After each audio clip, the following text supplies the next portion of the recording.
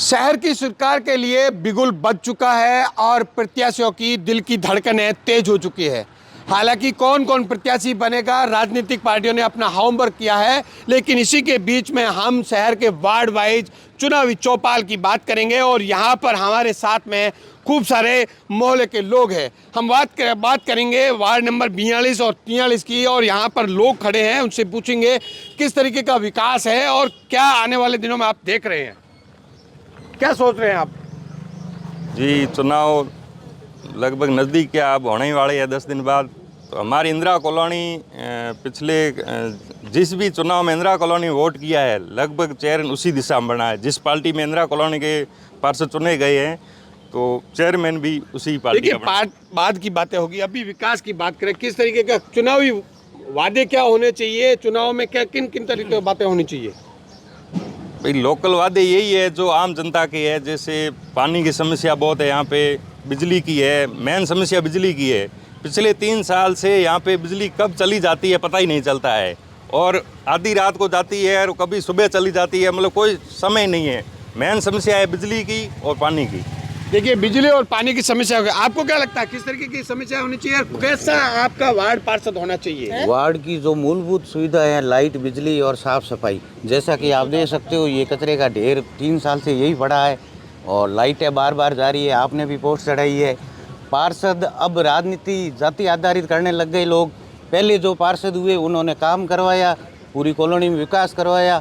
अब राजनीति है वो अलग अपनी कास्ट पे चल रही है, उस हिसाब से वार्ड पूरे में काम नहीं हो रहा है। रोड पूरी टूटी पड़ी है, लाइटें आ नहीं रही है। आपको क्या लगता है वार्ड वाइज जो पार्षद होना चाहिए वो जातिगत आधार पे होना चाहिए या विकास करने वाला? बिल्कुल विकास करने वाला होना चाहिए। जाति आधारित पार्षद की वजह से ही ये कॉलोनी पीछे चली गई है और काम बिल्कुल 1% भी हो नहीं रहा है।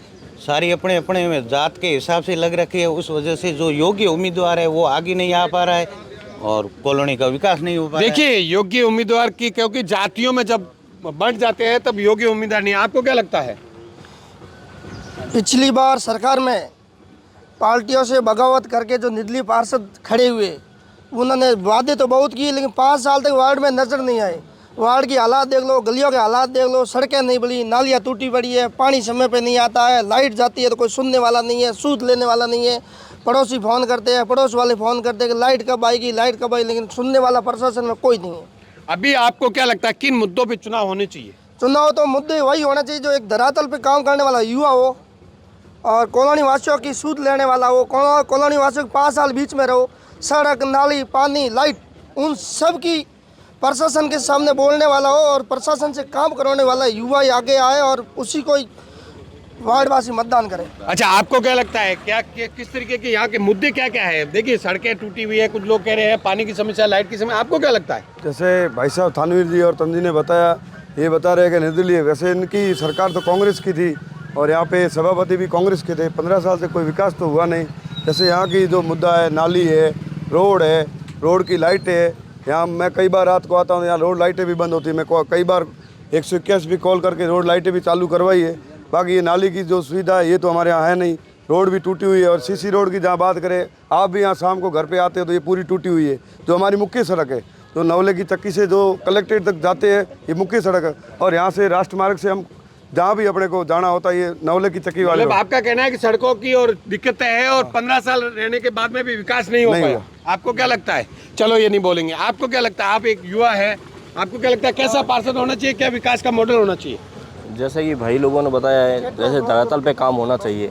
जैसे मुख्य जो परेशानियां हैं, जैसे कि अपना लाइट, बिजली और सड़क की, तो उस पे काम होना ज़रूरी है। देखिए, लाइट, बिजली, सड़क की मुद्दा है। आपको क्या लगता है किस तरीके के काम होने चाहिए, क्या मुद्दे होने चाहिए? मुद्दा तो सबसे पहले तो ये है लाइट का, बिजली का और सड़कें। और मैं ये चाहता हूँ कि मैं खुद वार्ड संख्या 43 का प्रत्याशी हूँ और एक बार मुझे मौका चाहिए। अच्छा, ये तो इन्होंने अपनी अपील अलग कर दी, कोई बात। आप तो वार्ड के पार्षद रहे हैं, लोगों की समस्याएं हैं, लोगों की शिकायतें हैं, वो बहुत कुछ है आपसे। लोगों की शिकायतें तो कम हैं, बहुत अब करने वाले विपक्ष वाले तो करते रहेंगे। बाकी मेरे कार्यकाल में सबसे पहले मैंने हाई टेंशन तारे हटवाई। 7 जनों की डेथ हो रखी थी। उन्होंने बोला था कि मैं रोड बनाओ, टूटती है फिर भी बनाओ, वो होती है। सबसे पहला मुद्दा था हाई टेंशन तारों का। अब है मुद्दा मेरा, मैं इस मुद्दे पे लड़ रहा हूँ। एक तो मेरा वार्ड ग्रीन बनाऊंगा, दूसरी वार्ड में सीसीटीवी कैमरे लगाऊंगा, चारों वार्ड, चारों साइड। इस मुद्दे पे रोड तो अब अब रोड हमारी जैसे कार्यकाल खत्म होने देखिए के बाद कुछ मतदाताओं के साथ में भेदभाव हुआ, कुछ वार्ड 500 के बन गए, कुछ वार्ड 1700 के बन गए, ये भेदभाव नहीं है? ये भेदभाव है। मैं भी इसका विरोध कर रहा हूँ। ये बीजेपी वालों ने कराया, अपने स्वार्थ के लिए करवाया, क्योंकि ये मैं छोटा कर दूँ, 42 बड़ा कर दूँ, 41, यानी बीजेपी वालों ने अपने स्वार्थ के लिए किया है। आपको क्या लगता है किस तरीके के काम हुए? ये देख लो, लाइट आ गई, मच्छरों ने कैसे काटा, देख लो देखिए देखो, पहले खून बताओ ना, नाली साफ है नहीं, ये देखो पहले हालात देख लो, खून अगर नहीं है, ये कल परसों रात को 3 बजे की बात है, देख लो, हम झूठ बोलते नहीं। लोग देखिए लोग जो है विकास चाहते हैं, काम चाहते हैं। आपको क्या लगता है?